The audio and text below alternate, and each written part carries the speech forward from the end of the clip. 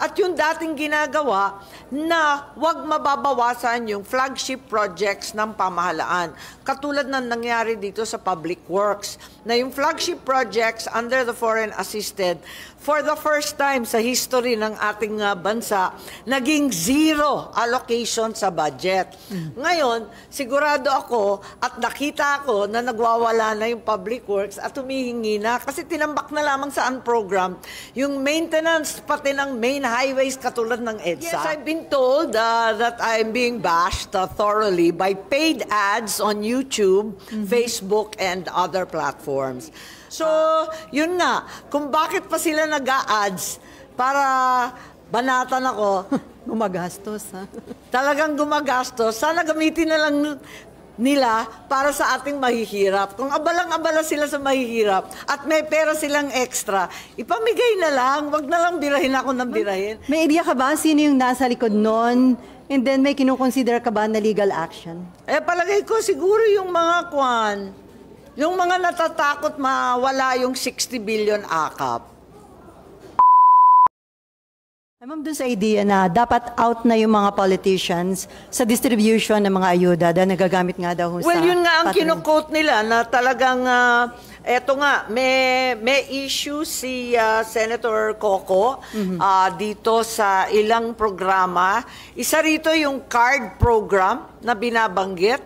Naalala po ba ninyo, ito last year yata, bandang November, may card program for 10,000 poor and vulnerable. Di ko alam basta nabanggit lang to. Card Smart at, kailan ba yun? 29 ba yun? Kapon ba yun? Meron na naman kapon, yung tungkol sa PWD and seniors. So these programs are supposed to be joint initiatives of the Speaker and the DSWD. Yung card. So, narinig na ba ninyo nung November yon? Kasi may ganon. 1,000 in cash, 1,000 for a 25 kilo sack of rice. Tapos, may smart internship din. Ito hindi DSWD. Iba pang pinanggalingan ng pera. Nalilito nga ako sa totoo lang. Kung nakakunot ang noon ninyo, mas lalo na mo problema ako.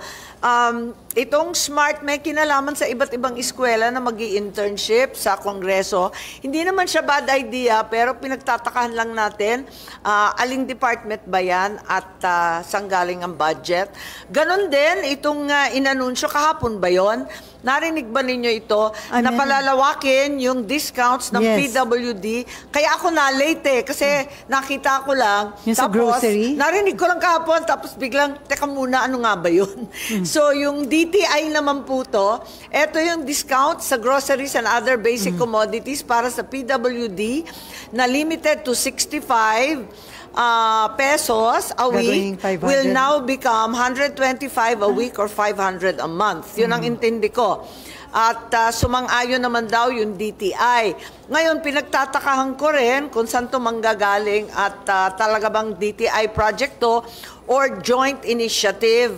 Kasi hindi naman ako nakikipag-away ulit at sapat na siguro yung kaaway ko, kundi kinakatakutan lang natin na ito ay swak dun sa prohibition. I'm certain that no amounts have so far been released.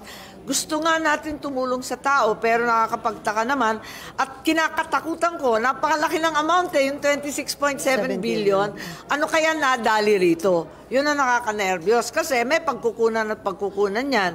Kaya't, yun nga, maraming umaaray na department, narinig na natin DPWH, narinig na rin natin yung mga pension and gratuity na talagang maraming nagreklamo, pati yung 10 billion na inawas doon sa AFP-MUP. Sana, sapat pa ang pera. Kasi kawawa naman ito. Ito yung mga nagtrabaho sa gobyerno pagkatagal-tagal.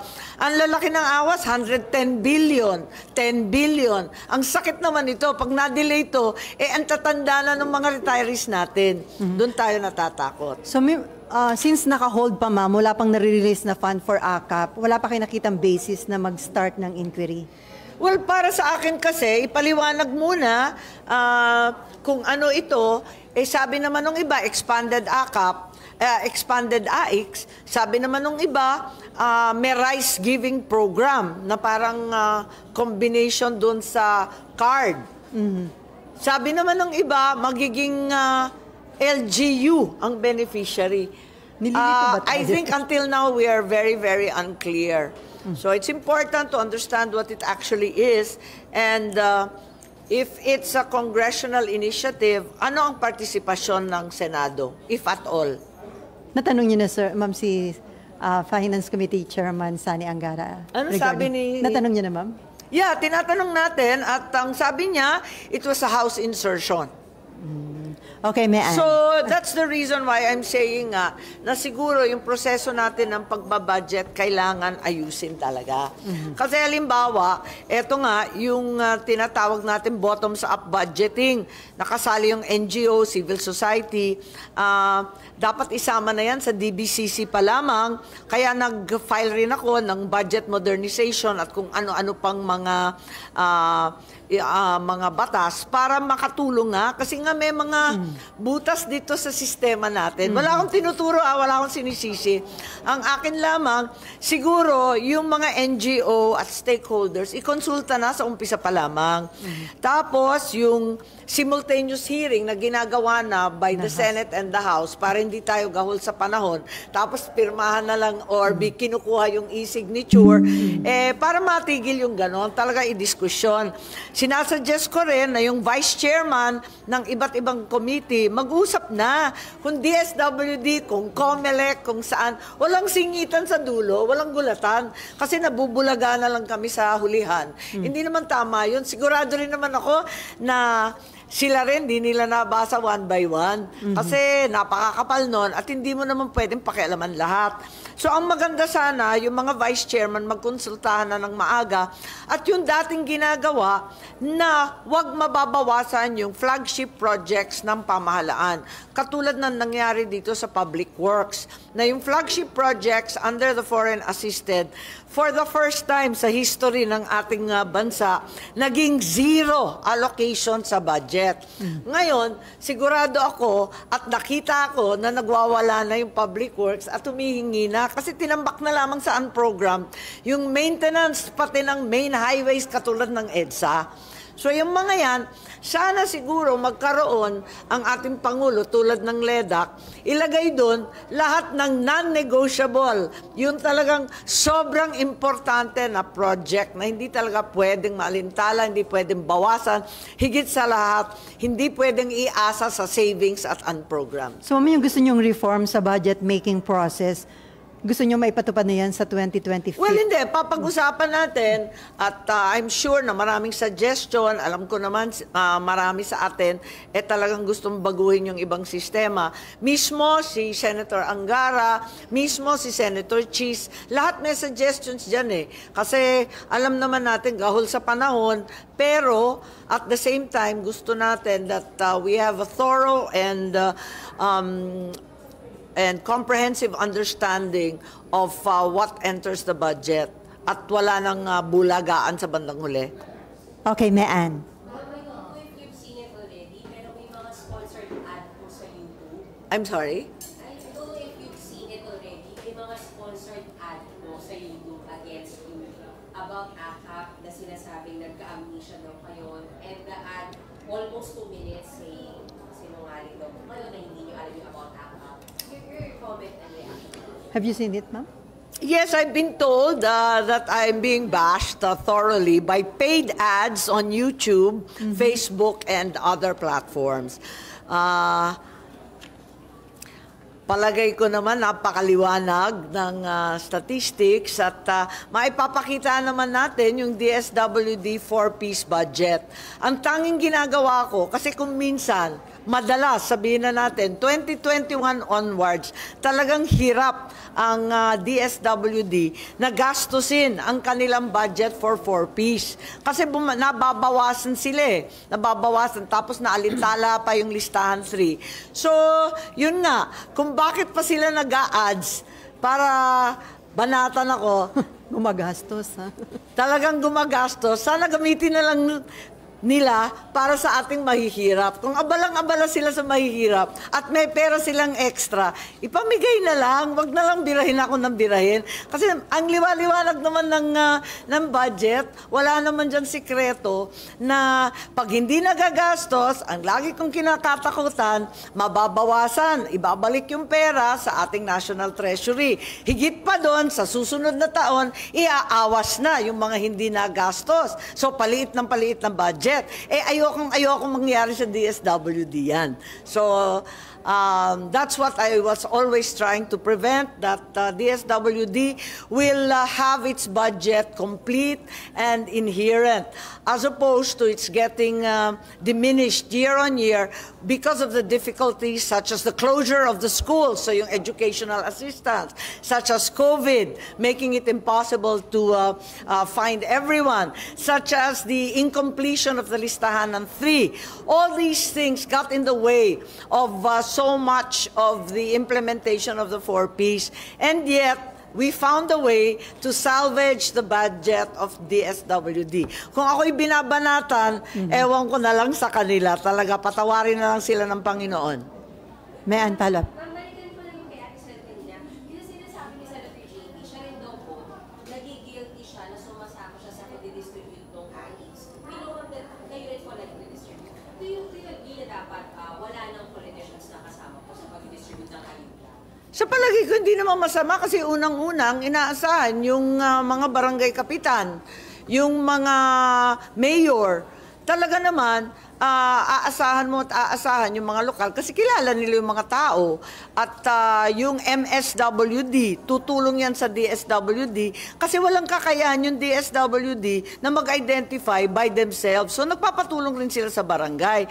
Ang mahirap kapag nakikialam na at napopoliticize. Yun ang ibang usapan. At the end of the day, the final list to me is the most important, and it should be finalized by the DSWD. To me, that's the most important. Ma'am, you don't see anything wrong na, kasi sinasabi ni Senator Chidi, siya daw po, na-invite lang siya na maging present doon sa meeting. Tama, ng mga tama. LGUs. Tama, kasi halimbawa, ako kasi ako yung chair, ako yung vice chair dyan sa DSWD budget. Nakukumbida ako sa mga OSCA, EFSCA, yung mga senior citizen, na-invite ako.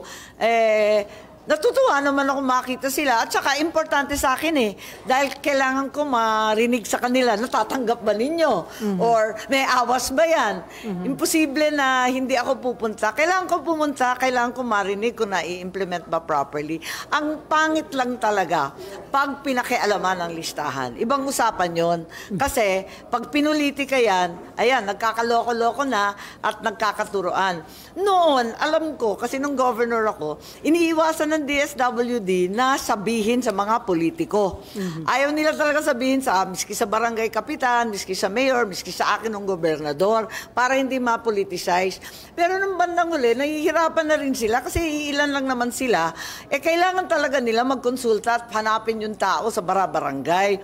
So, ang ending, tulong-tulong na lang. Pero sa final listing, ano man ang isubmit at i-approve o ituro ng mga barangay kapitan, mayor, governor at iba pa, sa bandang uli, ang final list dapat nasa DSWD at wag na natin pakialaman. We just submit what we know and that's it. Okay. Last na po, ma'am, you don't worry na baka masabihan kayo na election is kasama sa nag-distribute ng IEs? Layo-layo pa ng eleksyon. Naku naman, sobra namang lapit na ng eleksyon, parang na-agitate tayo dahil alam naman natin na napakarami kasing programa na lumalabas, ayoko naman na mauwi tayong lahat sa ayuda mentality. Firstly, we become mendicant and dependent on a very unreliable source of income. And secondly, there's the dire threat that you are depriving those who truly need ayuda from receiving their fair share. Ma'am, balikan ko yung paid ad laban sa inyo. May Oo idea nga. Ma'am, may idea ka ba sino yung nasa likod nun? And then may kinukonsider ka ba na legal action? Palagay ko siguro yung mga yung mga natatakot mawala yung 60 billion akap. Hindi ko man kasalanan, sinumbong lang sa akin, di ba? Pero may info ka. Di ko nga alam eh. May info ko, ma'am, sino yung nasa likod niyan na gumagastos ng ads para lang i-bash ka. Sa totoo lang wala. Kasi dead ma. Pero may idea ka, ma'am. Halatang-halata naman paid ad. Wala namang maniniwala. Higit sa lahat, hindi naman nakakatuwa. So dead na. Ewan ko, may dating ba? Nakakainip, di ba? Kung sino man siya. Nandun ba sa ano? Sa lower house, ma'am? Di ko alam. Di ko alam. Ang dami naman nilang pera para gastusin sa ads. Eh, sana, kung talagang abala sila sa mahihirap, doon na lang nila ibigay. Sa mga nalindol, nasunog, na El Nino, at iba't iba pa.